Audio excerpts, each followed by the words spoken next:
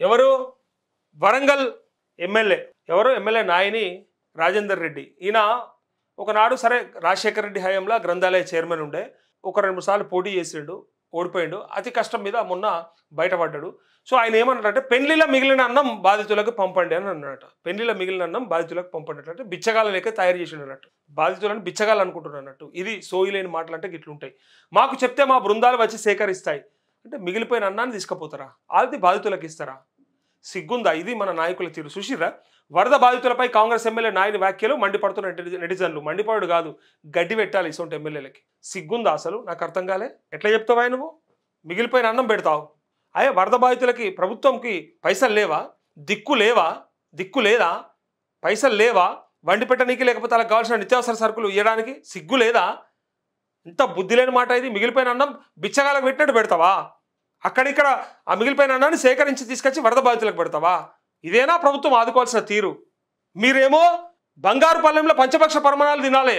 But వరద బాధితులు వచ్చి పేదోడు వాని గుడిసెలకు నీళ్ళొచ్చో ఇంట్లోకి నీళ్ళొచ్చో వాడు ఆగమైపోతే వాని ఇల్లు కూలిపోతే వానికి మీరు బిచ్చగా లెక్క ట్రీట్ చేసి ఇట్లాంటి అన్నాన్ని తెచ్చిపెట్టాలని మీరు చెప్తా ఉన్నారా? సిగ్గుండాలే కొంచెమన్నా. ఇదేనా మీ తెలివి అని నెటిజన్లు అంటా ఉన్నారట. ఒకసారి ఏమన్నారో మొత్తం చూద్దాం ఈ వార్త. గొప్ప నాయకుని ఆయన నిజంగా నీ అసంటోడు ఉండాలి. ఇంత గొప్ప నాయకుని నేనైతే చూడలే. మనం మిగిలిపోయిన అన్నాన్ని ఎవరికన్నా అడుక్కునేటోళ్ళకి ఇయ్యండి, ఎక్కడికన్నా అనాథాలకు పంపండి అని చెప్పి మాట్లాడుకుంటుంటారు. అది మనం అందరం కూడా చూసినాం. అట్లాంటిది ఆయన ఏమంటాడు చూసినావా డైరెక్ట్గా? ఇంత చిన్న చూపా ప్రజలంటే?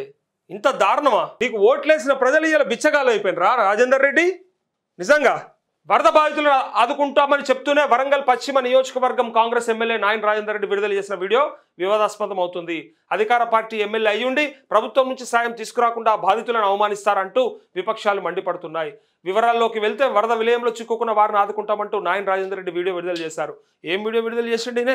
అంతగానం ఏం కష్టపడుతుండే ఈయన? చూద్దాం ఈయన కథ ఏంది, ఈయన లెక్క ఏంది, ఎట్లా మాట్లాడిండు.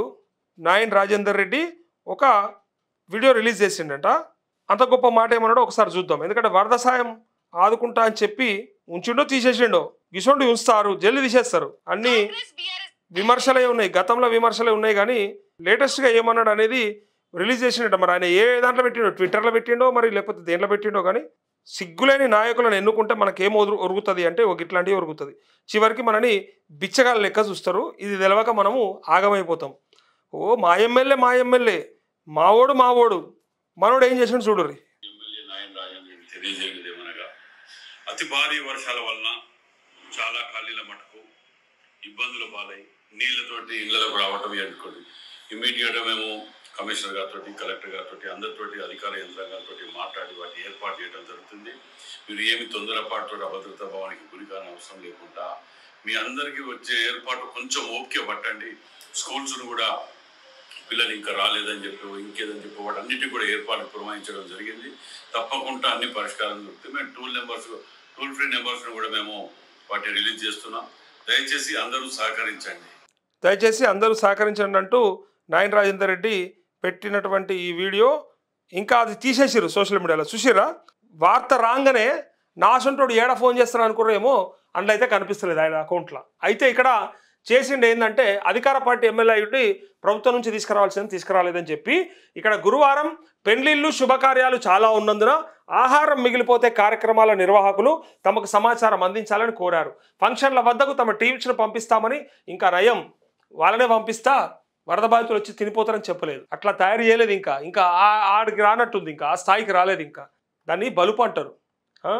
ప్రభుత్వం నుంచి ఆదుకోవాల్సిందాన్ని ఆదుకోకుండా, సిగ్గు లేకుండా, బుద్ధి లేకుండా, నిజంగా నిన్ను గెలిపించిన నియోజకవర్గ ప్రజలకు ఉండాలి. అసలు ఇక్కడ చూడు, ఆహారాన్ని సేకరించి బాధితులకు పంపిణీ చేస్తామని చెప్పారు.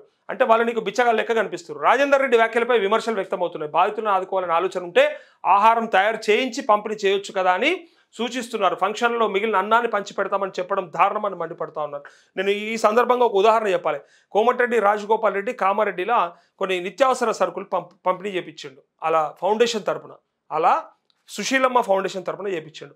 కొంతమంది బయటకు వచ్చి తీసుకోవడానికి ఇబ్బంది పడ్డారు, సిగ్గుపడ్డారు, బాధలు ఉన్నారు. మొత్తం సరుకులు సామాన్లన్నీ కొట్టుకపోయినాయి, నాశనం అయిపోయినాయి, కానీ తీసుకోవడానికి ఇబ్బంది పడ్డారు. ఏడికొచ్చింది మా గతికి, సరుకులు తీసుకోవాలన్నా ఎట్లాంటి పరిస్థితి వచ్చిందని చెప్పి సరుకులు ఇస్తే బియ్యం, ఉప్పు, పప్పు, నూనె, సరంజామా అంతా కలిపిస్తే దాన్ని తీసుకోవడానికే ఇబ్బంది పడ్డారు. నువ్వు ఫంక్షన్లో మిగిలిపోయిన అన్నాన్ని దాన్ని దీన్ని తీసుకుపోయి పెడతా అంటే వాళ్ళు ఎట్లా తీసుకుంటారా? అసలు నీకు ఎట్లా అనాలనిపించింది ఆ మాట? అలా ఏమన్నా బిచ్చగల? ఈ కష్టం వచ్చింది కాబట్టి, ఈ సందర్భంగా ఆ వరద వచ్చి వానొచ్చి నష్టపోయారు కాబట్టి వాళ్ళు అట్లా ఏదైనా హస్తం అందిస్తారేమో అని ఎదురు చూస్తూ ఉంటారు, ఏదన్నా ఎవరైనా చెయ్యి అందిస్తారేమో అని ఎదురు చూస్తూ ఉంటారు. ఈ టైంలో నువ్వు వాళ్ళని బిచ్చగాల లెక్క తయారు చేసి డైరెక్ట్గా అన్నం పెడతా అంటే అంత ఇంకా నయం. ఒక పని చేయరాదు, మొత్తం ఒక జాల కలిపి అది ఇది అన్నీ కలిపి కూరలు బీరలు అన్నీ ఉంటే అన్నీ కలిపి అన్నీ వెటరాని ఉంటుంది. దాంతో నీకు సమాధానం చెప్పేటోళ్ళు ఆ నియోజకవర్గ ప్రజలంతా కూడా. అధికార కాంగ్రెస్ పార్టీకి చెందిన ఎమ్మెల్యే ప్రభుత్వం వద్ద ఉన్న ప్రజాధనాన్ని తీసుకొచ్చి కూడా బాధితులను ఆదుకోవచ్చని సూచిస్తున్నారు. తుఫాన్ హెచ్చరికలపై ప్రభుత్వం అలసత్వం వహించడమే కాకుండా అధికార పార్టీ నేతలు అవమానించడం మరింత దారుణమని ఆగ్రహం వ్యక్తం చేస్తున్నారంటూ డైరెక్ట్గా ఈయన మరి సిగ్గుందా, కొంచెమన్నా ఆలోచన ఉందా లేదా? ఇక పక్కన ఇక వరద బాధితుల కోసం హన్మకొండ పార్టీ ఆఫీస్లో భోజనాన్ని ప్యాక్ చేస్తున్న బీఆర్ఎస్ కార్యకర్తలు. ఇట్లా చేసి పంచచ్చయ్యా, ఇట్లా వాళ్ళని అవమానం చేసి ఇంకా సంపకుర్రి. సరుకుల వస్తువుల ప్యాకెట్ ఇస్తేనే తీసుకోవడానికి వెనక ముందు అయినటువంటి ఆ కుటుంబాలు ఏదో మా కర్మగాలి టైంలో ఇట్లా వచ్చిన బాధకి ఏంది గతి అని చెప్పి బాధపడ్డ సందర్భంలో వాళ్ళే గంత తీసుకోవడానికి వెనక ముందు అయ్యారు. ఈ అన్నంని గదంతా ఎట్లా తీసుకుంటారు వాళ్ళు? అదే అన్నం మిగిలితే తెచ్చిపెట్టరు అని చెప్తున్నాడు ఈ పెద్ద మనిషి, ఈ షిపాయి అని నెటిజన్లు పూర్తిగా విమర్శల అస్త్రాలు గుప్పిస్తూ ఉన్నారు. సో చూసుకోవాలి ఇట్లాంటివన్నీ కూడా. ఒక మాట అనే ముందు మనం ఇలా అధికారంలో ఉన్నాం, అట్లే మనం ఇలా పదవిలో ఉన్నాం, వాళ్ళకి ఎట్లా సాయం చేయాలి, ఎక్కడికి వెళ్ళి తీసుకొచ్చి పెట్టాలని ఆలోచన చేయాల్సిందని ఆయన అట్లా తీసుకొస్తున్నాడు. ఇక చూడండి.